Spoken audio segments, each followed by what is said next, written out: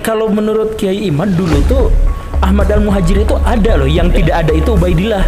Kalau menurut Kiai Imad betul ya? Iya begini jadi yang dapat saya temukan dari Ahmad bin Isa ya, itu juga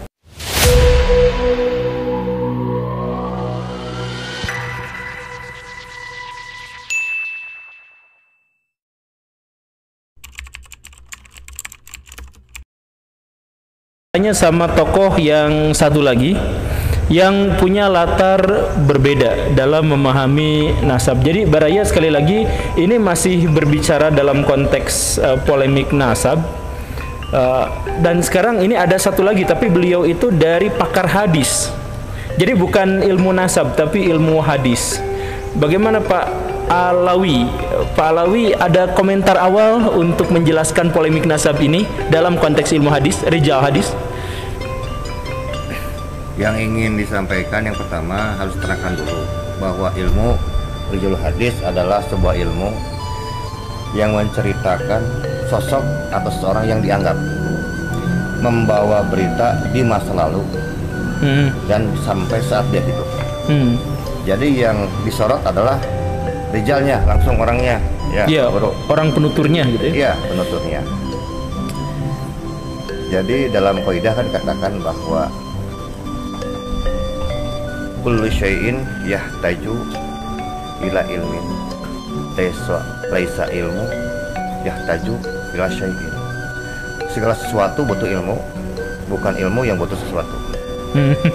Wa kullu ilmin yahtaju ila rawi laisa rawiyu yahtaju ila ilmin.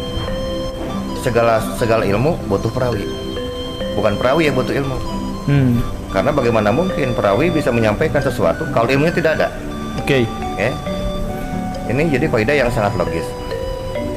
Lalu sekarang karena perawi ini adalah sebuah pembawa berita, dia adalah orang yang membawa berita dari masa lalu sampai masa dia hidup. Dalam kajian ilmu jalur hadis, kita akan tanya, orangnya ada nggak? Kalau ada, oke, siapa namanya? Ibu bapaknya siapa? Kalau punya riwayat pendidikan, pernah nyantri di mana? Oh gitu. Gurunya siapa? Guru Qurannya siapa? Guru hadisnya siapa? Guru sastranya siapa? Guru fikihnya siapa? Terus kajiannya kalau di pesantren apa? Kemudian sekarang nama gurunya siapa? Itu kajian ilmu di jalur hadis. Itu nggak terlalu ketat Pak? Memang sangat ketat. Oh, memang sangat ketat. Untuk menjaga apa ya? Menjaga sebuah jalur ini agar betul-betul mendekati keakuratan. Jadi ilmu rijalul hadis hanya akan menerima seseorang itu ada atau tidak kalau biografinya jelas ada, termasuk juga pangkat keilmuannya, begitu? Betul. Oh. Apalagi kalau bicara keilmuan, seperti tadi sudah diterangkan oleh Kiai Imaduddin bahwa yang namanya Ahmad Al-Muhajir itu kan diglorifikasi sebagai seorang ulama, muhaddis, seorang mustahid. Kan nggak mungkin sekarang mustahid kalau nggak nyantri dulu Pak Guru. Iya. Iya, mau tiba-tiba jadi mustahid kan mustahil.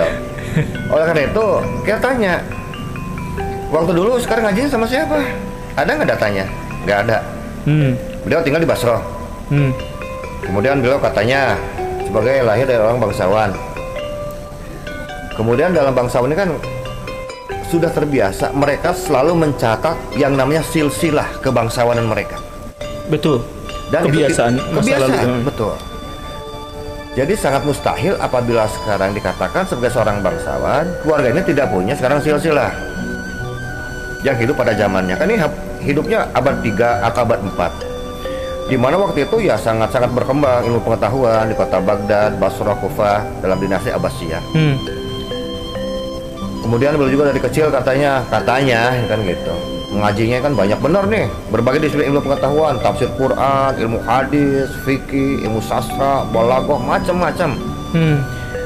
Yang menarik dari kitab-kitab sekarang yang hidup abad 3 dan 4, misalnya dari mulai kitab tafsir atau At-Tabari, kemudian Tarikh At-Tabari, kemudian kitab Sahih Ibnu Huzaimah, kemudian dalam kitab Ibnu Mandah, Al-Iman Ibnu Mandah, kemudian dalam kitab sekarang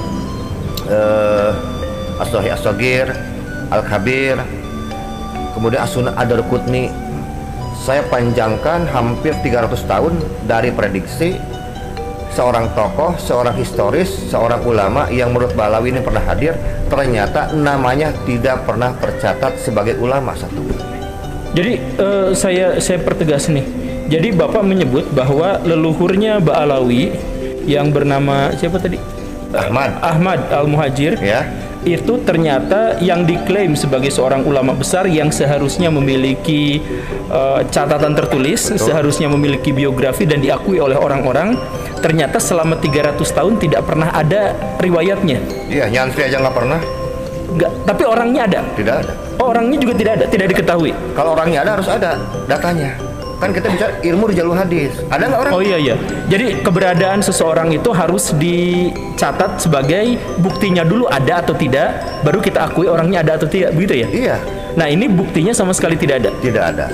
Sama sekali tidak ada. Nihil yang namanya jadi kepangkatan yang disematkan pada Ahmad Al-Muhajir itu memang betul-betul tidak ada. Jangankan mustahid, santri aja nggak tahu kok. Nyantri di mana, gurunya siapa, nggak ada. Ini klaim ini tuh betulan Pak bahwa Ahmad Al-Muhajir tidak pernah tercatat berguru pada siapa. Betul. Dan murid-muridnya siapa? Iya.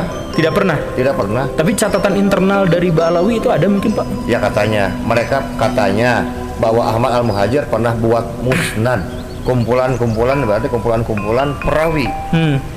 Musnad ya, iya, namanya kumpulan-kumpulan perawi yang disatukan dalam sebuah kitab, namanya musnad, isnad, sanad. Kalau sanad kan berarti mata rantai berhubungan dengan perawi. Kita tanya, perawinya mana? Kitabnya mana kalau begitu? Ada nggak? Nggak ada lagi. Coba nanti kitabnya mana, nanti dicek. Oh iya, silahkan. Saya juga nanti insya Allah ada itu Pak. Oh gitu, yakin? Nggak bakalan ada. Oh yakin lah tuh. Yakin. Kita sudah periksa itu dari 11.400 jalur periwayatan dari 50 kitab, insya Allah.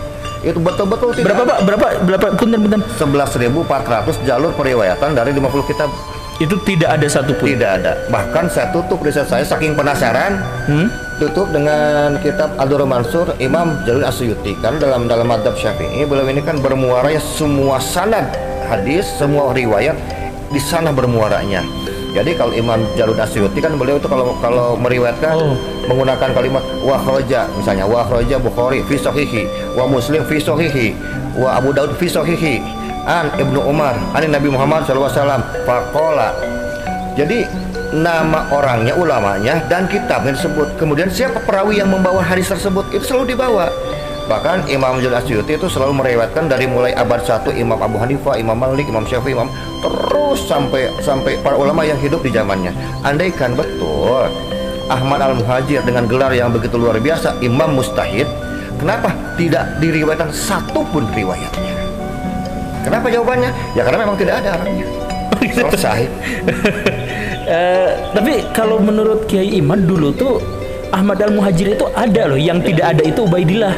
Kalau menurut Kiai Imad betul ya? Ya begini, jadi yang dapat saya temukan dari Ahmad bin Isa ya, itu juga tidak kitab sezaman. Memang ada ulama-ulama dari sisi ilmu nasab pun menolak nama Ahmad bin Isa ini. Karena apa? Karena kemunculan namanya baru pada abad ke-5 432 Hijriah di dalam kitab Tahribul Ansab disebut dia sebagai anaknya Isa Al-Arab.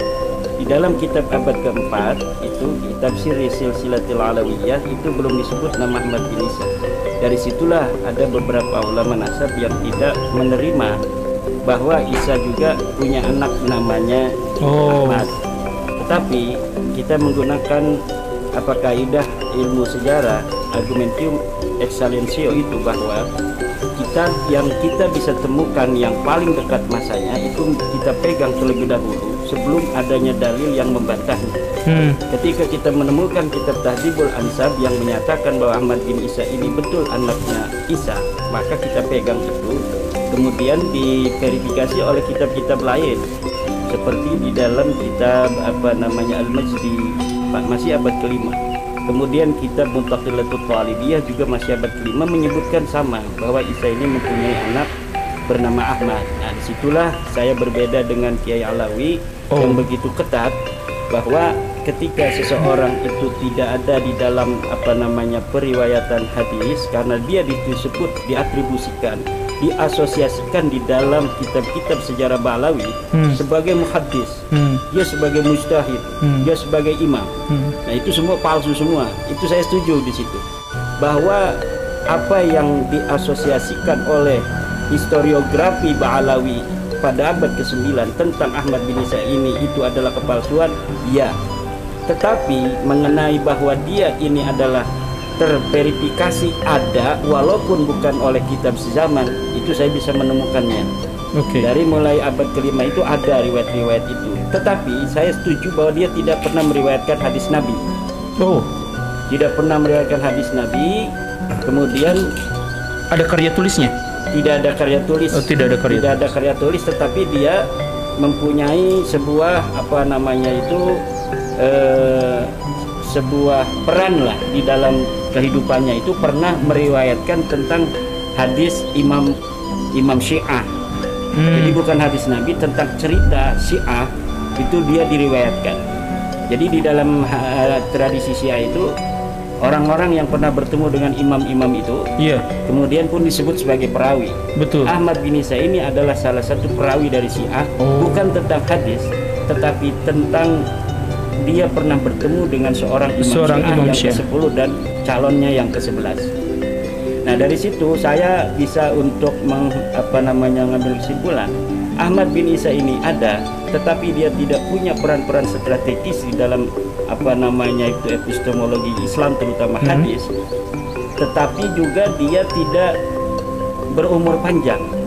Jadi dia udah punya anak beberapa, masih kecil, kemudian dia meninggal dunia. Itulah yang menjadi sebab bagaimana sulitnya kita untuk mencari ketokohan Ahmad bin Isa dalam fakta-fakta historis yang kita bisa lihat di dalam kitab-kitab sejarah masa lalu. Berarti kesimpulannya adalah Kiai Imad yang menggunakan pendekatan ilmu nasab menganggap bahwa Ahmad bin Isa itu ada, tetapi tidak memiliki kontribusi yang signifikan terhadap perkembangan ilmu pada waktu itu, dan diduga adalah bagian dari kelompok Syiah. Sedangkan Kiai Alawi itu menggunakan metodologi yang lebih ketat, yaitu ilmu rijalul hadis, itu mengatakan tidak ada sama sekali bukti yang memadai dan otentik terkait dengan keberadaan Ahmad Al-Muhajir itu. Betul ya. Nah, oke lah, kita selesai dulu pada tema ini bahwa nasabnya begini.